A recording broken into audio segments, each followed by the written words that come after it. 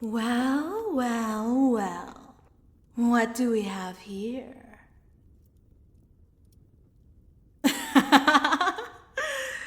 It must be my lucky day.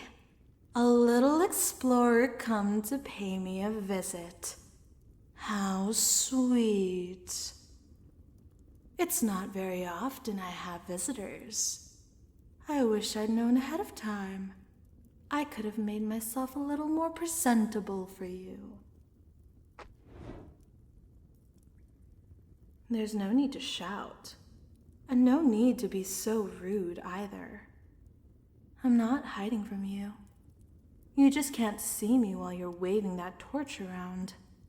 You need to let your eyes get used to the dark if you plan to go exploring in caves, darling. At the very least. You need to be more careful where you step. I wouldn't squirm so much if I were you. The only thing keeping you up is the thread around your leg. And I've already lifted you high enough that the fall would hurt terribly. Assuming you didn't break your neck on impact. So, be good and hold still, won't you, darling? I promise you'll get used to the dark soon enough, and then you'll be able to see me just fine. That's a good little thing. Now why don't you tell me what exactly it is you're doing in my cave, Were you exploring? Hunting something? Or perhaps you were looking for treasure? You heard there was a hoard of gold somewhere in these caves? I thought so. You humans really are such disgustingly greedy creatures. If there's a hoard of gold stashed in these caves, wouldn't it stand to reason that it belonged to someone? Someone had to have gathered it after all. And you just come waltzing in here to take it. Tell me, have your eyes adjusted to the dark yet, darling? Can you see? Good.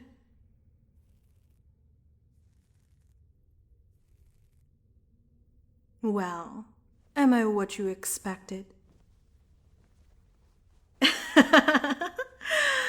I suppose not.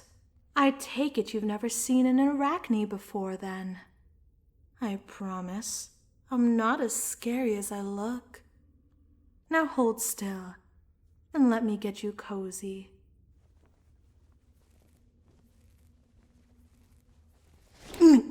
You miserable little... That should calm you down a bit. But I give you one warning.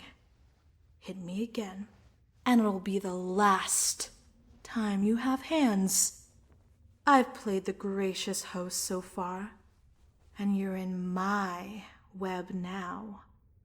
And if you won't behave, then I don't need to be nice. That's better. Don't fret. My venom won't kill you. It's just going to make it harder for you to move for a while. And that will give me plenty of time to bind you nice and tight.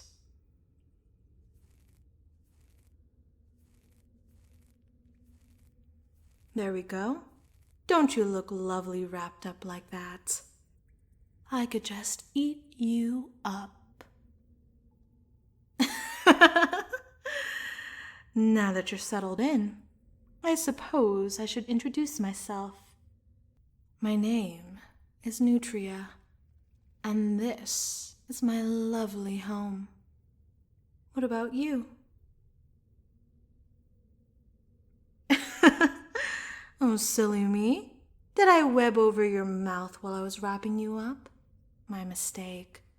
I don't think I'll undo it just yet, though.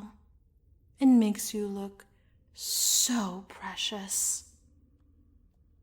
If you could talk, I suppose you'd be wondering what I'm doing. You see, darling, that treasure you came looking for? It happens to be mine. Although, there probably isn't as much of it as you'd like to imagine. See down there, behind those rocks? It's only a few things I've gathered over the years. Coins, jewelry, knives and swords that I thought were pretty. I don't keep everything, just the things I like. You know what I don't like, darling? I don't like humans that come wandering down here trying to take things that don't belong to them. Back when I first made my home in this cave, humans would come running down here and try to kill me because they said I'd kill them otherwise. They were scared of me. I gave them reason to be scared soon enough. It wasn't all bad, though. They were entertaining while they lasted, and when I was finished with them, I had a meal and new treasures to sort through. At some point, humans stopped coming after me and started coming after my treasure instead. It's funny, really. They'd come looking for my treasure when, judging by the things they carried, they already had enough to get by. Like I said, humans are greedy. Which brings me back to you. You don't seem to have anything worth keeping, which is disappointing. But maybe you'll make a decent meal. Tell me, darling, do you know how Arachne eat their prey? They wrap them up nice and tight, just like you are now, so they can't struggle. Then they bite. Right here on their neck. They dose their prey with venom until they're barely alive. Let them sit for a while until they're soft, and then we strip the meat from their body, bit by bit. It would be a horrible way to die if they were conscious, but we aren't that cruel. Then again, maybe there's something else I can use you for. I have other ways of getting food, and it's been such a long time since anyone came down here. The downside of killing every explorer that finds me is that none of them return to tell others about my caves. I'm honestly surprised you heard about my treasure at all. It gets lonely down here, you know. I wouldn't mind some company, and I wouldn't mind something to play with. Oh, and don't look at me like that. It's only going to make me want to keep you more. And it wouldn't be so awful being my toy. I know how far you can bend a human before they break completely. It's more than you might think. You're a resilient little bunch, aren't you? Like cockroaches. Although, you're much nicer to look at than a cockroach.